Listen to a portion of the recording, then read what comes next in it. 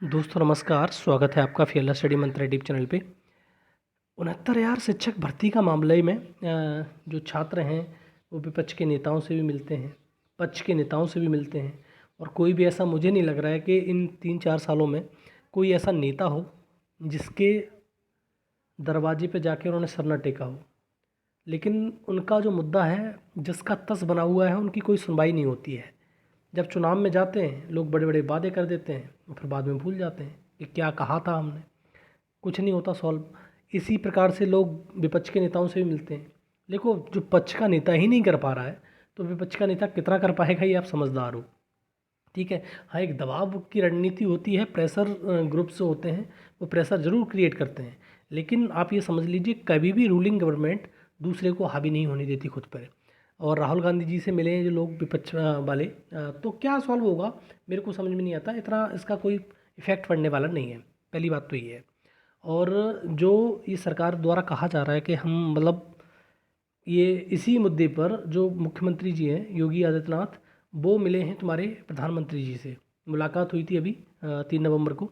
तो दोस्तों, इसी चक्कर में 69,000 शिक्षक भर्ती का मामला कैसे ही ले दे के सॉल्व हो जाए, क्योंकि ये जो 69,000 शिक्षक भर्ती का मामला है, सरकार के गले की फांस बन गई है।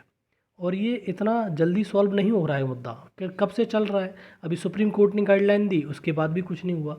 तो सारी चीज़ें बहुत ज़्यादा दिक्कत में हैं।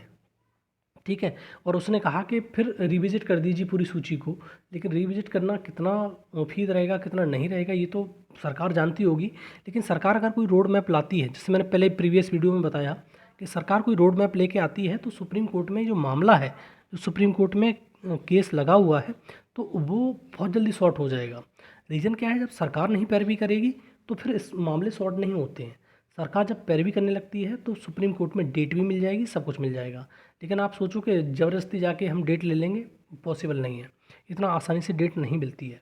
सुप्रीम कोर्ट में अगर डेट लेनी है या सुप्रीम कोर्ट में किसी केस की पैरवी करानी है, तो जो गवर्नमेंट होती हैं वही अच्छे से पैरवी करा सकती हैं, क्योंकि सुप्रीम कोर्ट में वैसे भी दुनिया भर के केस पेंडिंग रहते हैं।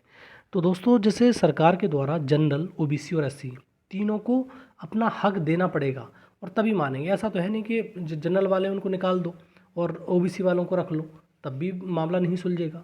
या ओबीसी वालों को बाहर कर दिया जाए जैसे पहले थे, और जनरल वालों को ही सिर्फ नौकरी दी जाए, तब भी मामला नहीं सुलझेगा।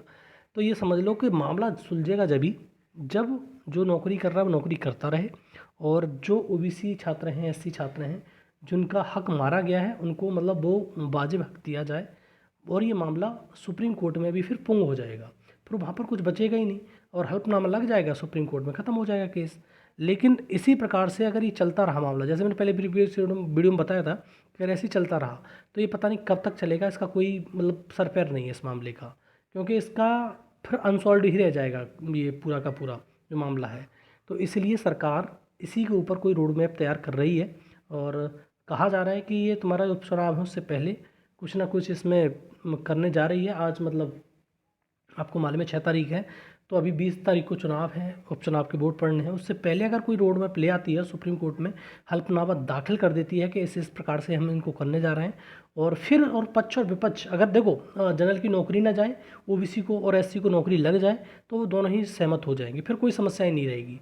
जड़ तो सबसे बड़ी यही है कि उनको मतलब उनको डर है कि हम निकाल दिए जाएंगे, इनको डर है हमारी नौकरी नहीं लगेगी। तो यही कारण सबसे बड़ा है।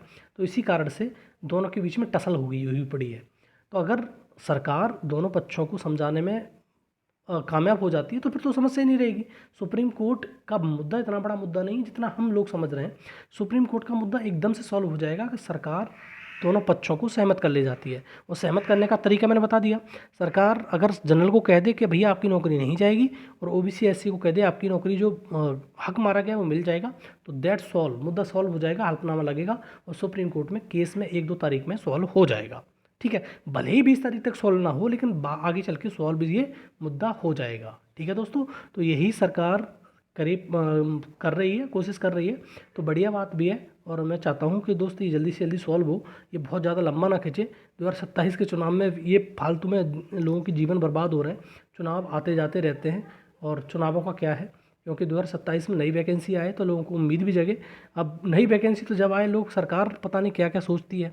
अभी 27,000 मतलब जो परिषदीय विद्यालय थे उनको बंद करने का भी उसने निर्णय दे दिया कि मर्ज कर दिया जाएगा। तो इस प्रकार से बड़ा समस्या हो जाती है। तो आप भी समझदार हो और इस मुद्दे को सरकार सॉल्व कर दे तो बेहतर है, और तीनों को ही हक मिलेगा। और ये मान लेना कि ऐसा नहीं है कि किसी एक का हक मार के दूसरे को हक दे दिया जाएगा। जनरल की जो नौकरी कर रहे हैं वो जस के तस बने रहेंगे। ओबीसी और एससी को जो हक मारा गया है उसको हक की भरपाई होगी और ये मुद्दा एकदम सॉल्व हो जाएगा। ठीक है दोस्तों, ये इन्फॉर्मेशन है। अब देखो कितना सच्चाई है कितना सच्चाई नहीं है तो जब मालूम पड़ेगा, जब सरकार इस पर कोई रोड मैप लेके आएगी वास्तव में। और लेकिन यही कहा जा रहा है कि ये पूरा का पूरा इसी प्रकार से करा जा रहा है, किसी की जॉब ना जाए और ओबीसी और एससी को जॉब मिल जाए। ठीक है दोस्तों, इन्फॉर्मेशन अच्छी लगती है तो लाइक शेयर कर दिया करो। धन्यवाद।